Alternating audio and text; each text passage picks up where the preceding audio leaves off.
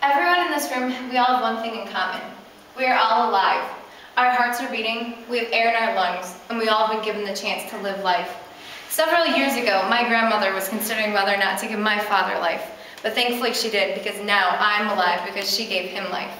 Today I would like to tell you about millions of lives that are not given the chance to live. Today I'm going to tell you about abortion and how abortion is inhumane because abortion is a painful medical procedure. Abortion kills a human being. Abortion harms the mother, and abortion cannot be justified.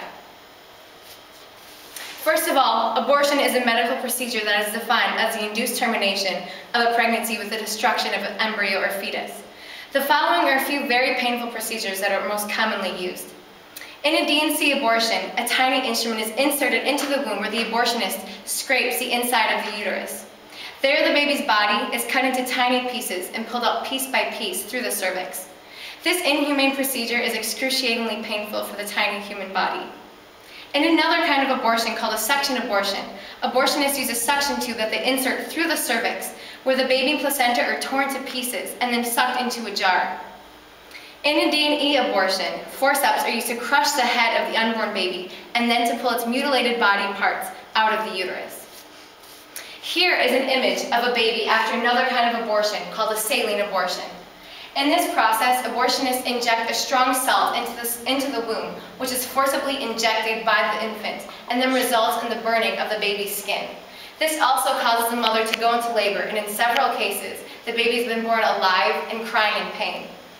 Although some people mistakenly believe that fetuses do not feel pain, it is a scientifically proven fact that fetuses in fact do feel pain from the age of 8 weeks, and they do feel pain when they are aborted. But even if a fetus does feel pain, is he a human being?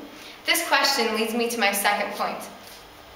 Abortion kills a human being.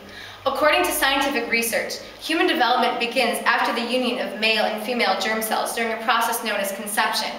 Also, several well-noted doctors and scientists say that life begins at conception. Now that we've seen that life indeed does start at conception, should the child have a separate right from its mother? There's a popular pro-abortion slogan which states, "My body, my choice." But that is not correct, because what is inside of the woman is not just a part of her body. Every person has a certain genetic code which all of their body parts share. Every human's genetic code is separate from their mother's. It is very possible for the baby inside of the womb to die and for the woman to live, or vice versa. This would not be possible if the woman and child were just one person. In the United States, a woman cannot be executed if she is pregnant because the child cannot be punished for the crimes committed by her mother. If a woman is murdered while pregnant, the felon will be convicted of 2 crimes, not just 1. A fetus is a human being and is separate from its mother. Therefore, abortion is killing a human being. Now that I've explained that abortion is killing a human being, I would like to describe how abortion harms the mother physically. Women that have abortions are much more likely to get breast cancer than women who carry their babies to full term. Dr. Joel Bryan, professor of endocrinology at the University of New York, states that abortion increases breast cancer risk as opposed to a full-term pregnancy, which decreases breast cancer risk. Women who have abortions are also died of complications such as hemorrhages, infections, embolisms, and anesthesia. But abortion does not only affect women physically, it also affects them psychologically. An organization called Women Exploited by Abortion has had 30,000 women come to them and testify that they have experienced mental breakdowns after their abortions. Other research has been done which has shown that approximately half of all abortion patients experience feelings of guilt, nervous symptoms, and feelings of regret. Also, women who have abortions are 9 times more likely to commit suicide than women who did not have abortions. Abortionists do not warn their patients of the possible psychological consequences, nor do they attempt to show women the ultrasound of their babies.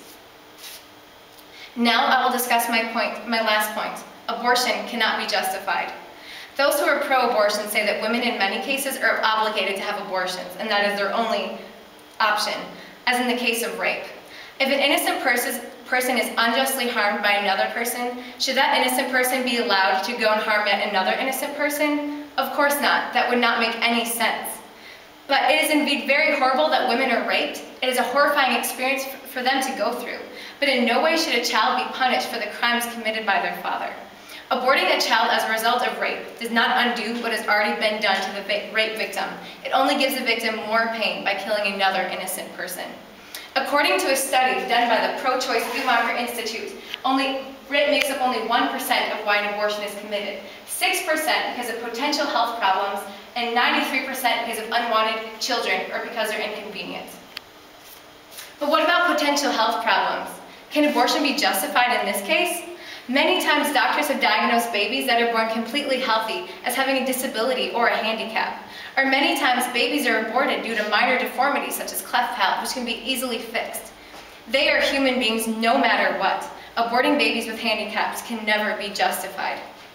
But can abortions be justified just because babies are seen as unwanted or inconvenient? First of all, it is the woman's choice to have sex in these cases, and she must be able to deal with the consequences.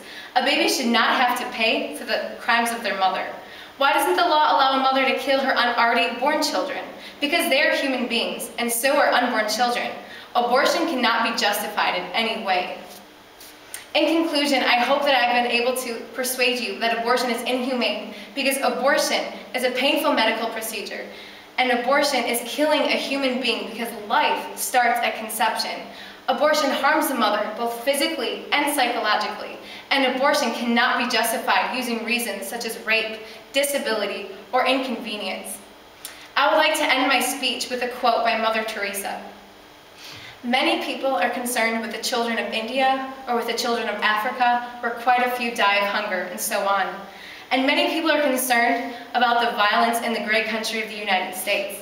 These concerns are very good, but often these same people are not concerned with the millions of lives killed by the deliberate decision of their own mothers.